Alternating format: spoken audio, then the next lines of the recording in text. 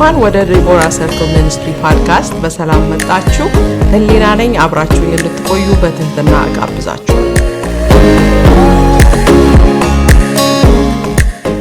ዛሬ የምንነጋገርበት ርዕስ ስለ መልካም ባህሪ ነው። ዘመኑ እየከፋ የመጣ እንደሆነ ማንም መቼም አይከራከርም። በዚህ ዘመን መልካም ባህሪ ያለው ሰው ማግኘት በጣም በቃ እየከበደ የመጣ ነው እና ባህሪያችን ደግሞ ትልቁ ከሌሎች ሰዎች ጋር ባለን ግንኙነት ትልቅ ፖዚቲቭም ሆነ ኔጌቲቭ የሚያመጣ ትልቅ ተጽዕኖ ያለው ነገር ነው። ስለ ባህሪ ስንነጋገር ወይ በእንግሊዘኛ ካራክተር ዛሬ ፎከስ ላደርግበት የፈለኩት ብዙ ነገሮችን ሊስት ማድረግ እንችላለን። ስለ መልካም ባህሪ ግን ይሄ ኢንቴግሪቲ የሚባለው እውነተኛነት ወይንም ሐቀኝነት የሚለው ላይ እንድናተኩር እፈልጋለሁኝ። ስለ ባህሪያችን ስናስብ አንዳንድ ጥያቄዎችን ብንጠይቅ፣ ለምሳሌ አሰሪ ብሆን እኔ ከስሬ ሰራተኞች ቢኖሩኝ ሰራተኞችን እንዴት ነው የማነጋግራቸው? ያ ስለኔ ባህሪ ትልቅ ነገርን ይናገራል። እንደ ሰው ሪስፔክት አድርጌ የሚገባቸውን ክብር ሰጥቼ ነው ማነጋግራቸው ወይንስ ከኔ በታች ስለሆኑ ብዬ ሪስፔክትፉል ባልሆነ መንገድ በቁጣ በጩኸት በስድብ እና እንዴት ነው ከኔ በታች ያሉትን ሰዎች ትሪት የማደርገው? ሁለተኛው የገባሁትን ቃል ለመጠበቅ እተጋለሁ ወይ? አደርጋለሁ ያልኩትን ነገር ለማድረግ እተጋለሁ ወይ? ወይስ የራሳቸው ጉዳይ ደግሞ እነሱ ብዬ ቃል ገብቼ ዞር ብዬም አላየው? ሌላው ዋጋ ቢያስከፍለኝ እንኳን እውነተኛና ቀጥተኛ ሰው ነኝ ወይ? ወይንስ ዋጋ የሚያስከፍል ሲሆን እታጠፋለሁኝ? ምሳሌ 11:3 ላይ ቅኖችን ቅንነታቸው ትመራቸዋለች፣ ወስላቶች ግን ጠማማነታቸው ታጠፋቸዋለች ይላል። እንግዲህ የእግዚአብሔር ቃል በጣም ብዙ የሚናገረው ነገር አለ ስለ እውነተኛነት ወይንም ስለ ኢንቴግሪቲ። መልካም ባህሪ ምን ይመስላል ብለን ብንመለከት ብዙ ነጥቦችን ማየት እንችላለን። ግን ዋናው የዛሬ የምንመለከተው ኢንቴግሪቲ ነው። በቃ ይሄ እውነተኛ ወይንም ሐቀኝነት የሚባለውን በደንብ እንድንመለከተው ፈልጋለሁ። ሐቀኛ የሆነ ሰው ወይ እውነተኛ የሆነ ሰው ባያየውም ትክክለኛውን ነገር የሚመርጥ ሰው ነው። ሰው ኖረ አልኖረ ብሎ ሳይሆን ሁል ጊዜ ግን ትክክለኛውን ነገር ሰዎችም ባይኖሩ ባያስመሰግነውም ትክክለኛውን ነገር የሚመርጥ ሰው ነው። ሌላው ምሳሌ ብሰጥ ከአንድ ጓደኛዬ እቃ ተበደርኩ ይልበል። እቃ ተበድሬ እቃው ተበላሸ።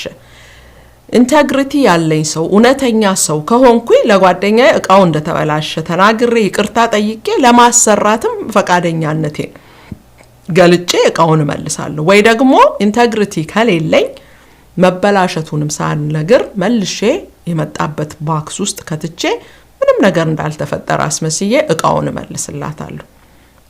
እንግዲህ እውነተኛ ያልሆነ ሰው እንደዛ ነው የሚያደርገው። ለምን ትናደድብኝ አልፈልግ ብዙ ሰበብ ልንደረድር ይችላል። ከነገርኳት ትቆጣለች፣ ሌላ ጊዜ ምንም እቃ አታበድረኝም። ግን እውነተኛነት ዋጋ ቢያስከፍልም የምንመርጠው ነገር ነው ኢንቴግሪቲ ያለን ሰዎች ከሆነ። ምሳሌ 10:9 ላይ ምን ይላል? ያለ ነውር የሚሄድ ተማምኖ ይሄዳል ይላል። ነውር ከሌለብን፣ የዋሸነው ነገር ከሌለ፣ የደበቅነው ነገር ከሌለ ተማምነን ነው የምንወጣው የምንገባው። እውነተኛነት ዋጋ ሊያስከፍል የሚችል ነገር ነው። አያስመሰግነንም ብዙ ጊዜ። ግን ኑሯችን በውጭም በውስጥም አንድ አይነትና አስመሳይነት የሌለበት መሆን አለበት። ምክንያቱም እኛ በዚህ ምድር ላይ ስንኖር ክርስቶስን የምናሳየው እውነተኛ ሰዎች ስንሆን ኢንቴግሪቲ ሲኖረን ነው እንጂ ለጥቅም ብለን የምንተጣጠፍ ሰዎች ከሆነን በእኛ ላይ ማንም ክርስቶስን ሊያየው አይችልም። እንግዲህ እውነተኛነት ምንድን ነው ጥቅሙ? በኢንቴግሪቲ መኖር ምን ጥቅም አለው ብለን 4 ነጥቦችን እንመለከታለን። የመጀመሪያው እውነተኛ ስንሆን ሰዎች ይተማመኑብናል፣ ትረስት ያደርጉናል። እኛ የምንላቸው ነገር ያምኑታል። አይ እሷ አትዋሽም፣ እሷ ለክፉ እንትን አትልም ብለው የሚተማመኑብን ሰው እንሆናለን። ሁለተኛ ሰዎች ያከብሩናል። አክብሩኝ ምናምን ብለን ሰዎችን እንዲያከብሩ ማድረግ አንችልም። ሰዎች የሚያከብሩን ግን ስራችንን አይተው ነው፣ ኑሯችንን አይተው ያከብሩናል። የእግዚአብሔር ቃል ምሳሌ 28:6 ላይ በጠማማ መንገድ ከሚሄድ ሀብታም ያለ ነውር የሚሄድ ድሃ ይሻላል ይላል። ያለ ነውር ስንሄድ ምንም አይነት ሰዎች እንሆን፣ ምንም ፖዚሽን አይኑረን፣ ወንበር አይኑረን፣ ስልጣን አይኑረን፣ ግን ሰዎች ያከብሩናል ኑሯችንን አይተው። ሶስተኛ ከሰዎች ጋር ጤናማ ግንኙነቶች ይኖሩናል፣ ምክንያቱም እውነተኛ ነን። ሰዎችን ለመጉዳት የምናውጠነጥነው ነገር የለም፣ ምንቆፍረው ጉድጓድ የለም። አራተኛ ከሰዎች ጋር በሰላም መኖር እንችላለን። ከሁሉም ጋር፣ ከህግም ጋር በሰላም እንኖራለን፣ ከመንግስት ጋር በሰላም እንኖራለን። ለምን? እውነተኞች ሰዎች ስለሆነ። ያለ እውነተኛነት የፈለገ ችሎታ ቢኖረን፣ ስልጣን ቢኖረን፣ ገንዘብ ቢኖረን ጤናማ መሰረት ስለሌለው ሩቅ አያስኬደንም። እውነተኛ ካልሆነን፣ ኢንቴግሪቲ ያለን ሰዎች ካልሆነን የራሳችን ተንኮል እኛኑ ወጥመድ ውስጥ ሊከተን ይችላል። ኢንቴግሪቲ ግን ሲኖረን ብዙ ተጽዕኖ መፍጠር እንችላለን። የምንሰራው ስራ ሩቅ ሊሄድልን ይችላል፣ ፍሬያችን በጣም ሊበዛልን ይችላል። ስለዚህ እንግዲህ እንዴት እንለማመድ? እሺ በኢንቴግሪቲ ለመኖር እውነተኛ ሰዎች ለመሆን ምንድነው ማድረግ ያለብን ብለን ጥቂት ነጥቦችን እንመለከታለን። የመጀመሪያው ስናጠፋ አጥፍቻለሁ ብለን ጥፋታችንን የምንቀበል ሰዎች እንሁን። ሁሉ ጊዜ አንደብቅ፣ ጥፋታችንን አንደብቅ፣ አንሸፋፍን። ሰዎች ነን፣ እናጠፋለን። ስለዚህ ስናጠፋ ላጠፋነው ሰው ይቅርታ መጠየቅ፣ አጥፍቻለሁ ብለን ኦን ማድረግ፣ በቃ ጥፋቴን ተቀብያለሁ፣ እኔ ነኝ ጥፋተኛ ብለን ራሳችንን ዝቅ ማድረግ እንልመድ። ሁለተኛ ባይመቸንም ዋጋ ቢያስከፍለንም የገባነውን ቃል እንጠብቅ። በተቻለ መጠን እንደው ከአቅም በላይ የሞትና የህይወት ጉዳይ ሆኖ ካልሆነ በስተቀር ለሰዎች አደርጋለሁ ያልነውን፣ እመጣለሁ ያልነውን፣ እሰራለሁ ያልነውን ነገር ለልጆቻችን ቢሆን፣ ለትዳር ጓደኛ ቢሆን፣ ለአገልግሎት ይሁን፣ በስራ ቦታ ይሁን አደርጋለሁ ያልነውን ነገር እናድርግ። ያ ኢንቴግሪቲያችን፣ እውነተኛነታችን እያደገ እንዲሄድ ይረዳናል።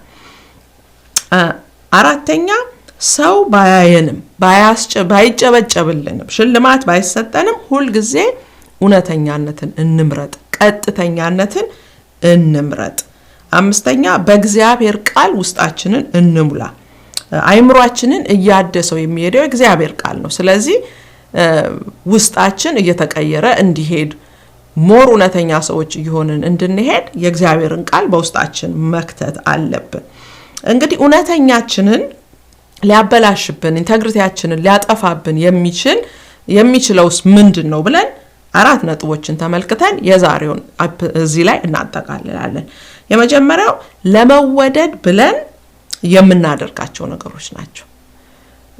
ሊያበላሽብን የሚችል እውነተኛነታችንን፣ ኢንቴግሪቲያችንን ሊያበላሽ የሚችለው በሰዎች ዘንድ ለመወደድ፣ ተቀባይነት ለማግኘት የምናደርጋቸው አንዳንድ ነገሮች ኢንቴግሪቲያችንን ጥያቄ ውስጥ ሊከቱብን ይችላሉ። ሁለተኛ የራሳችንን ኃላፊነት መውሰድ ትተን ሌላውን ሰው ስንከስ፣ እኔው ባጠፋሁት ሌላ ሰው ስከስ፣ እሱ እንዲህ ስላረገኝ ነው፣ ቶሎ ሪስፖንሲቢሊቲውን ከኛ ላይ ለማንሳት የምንሞክር አይነት ሰዎች ከሆነን እውነተኛነታችን፣ ኢንቴግሪቲያችን እየተበላሸ ይሄዳል። ሶስተኛ ለውሸቶቻችን ምክንያት ስንሰጣቸው፣ እኔ እኮ የዋሸሁት እንዲህ ስለሆነ ነው፣ በቃ ይሄ ኤክስኪውዝ መደርደር፣ እኔ እኮ ሮንግ ነገር ያረኩት እንደዚህ ስለሆነ ነው ብለን ለራሳችን ኤክስኪውዞችን መደርደር፣ ምክንያት መደርደር።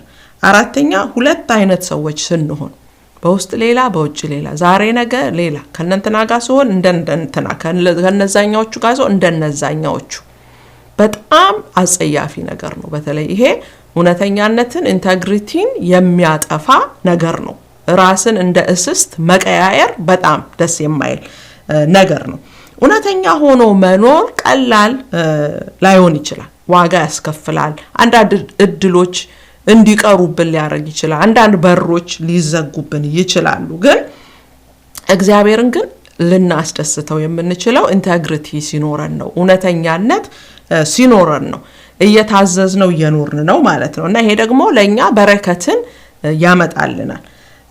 ህይወታችን ለሌሎች ሰዎች የሚመሰክር ይሆናል። በዚህ በጨለማ ዓለም ብርሃን እንድንሆን፣ ጨው እንድንሆን ነው የተጠራ ነው። ስለዚህ ለየት ማለት መቻል አለብን እኛ እውነተኛ ስንሆን ምንጣፍጥ እንሆናለን ብርሃን እንሆናለን ግራ ለተጋባ ሰው የሆነ ብርሃን የሚያየው ነገር ይኖራል እኛ ላይ እንከን የለሽ እንሆናለን ማለት አይደለም ግን ሁሉ ጊዜ አንድ አይነት ኮንሲስተንት ስለምንሆን ሰዎችን ምንማርክ አይነት ሰዎች እንሆናለን እንግዲህ የዛሬው ቻሌንጅ በህይወታችሁ ምን ኤሪያ ላይ ነው እውነተኛ ለመሆን የምትቸገሩት ኮምፕሮማይዝ የምታደርጉበት በቃ የምታመቻምቹበት ኤሪያ በህይወታችሁ ውስጥ አለ ወይ ይሄንንስ ነገር እንዴት ነው ልታስተካክሉት የምትችሉት እና ቻሌንጁ ማስተካከል እርምጃ ውስጥ እንድትገቡ ነው ጌታ ይባርካችሁ አብራችሁን ስለቆያችሁ በሚቀጥለው ጊዜ ደግሞ በሌላ ርዕስ እስከምንገናኝ ድረስ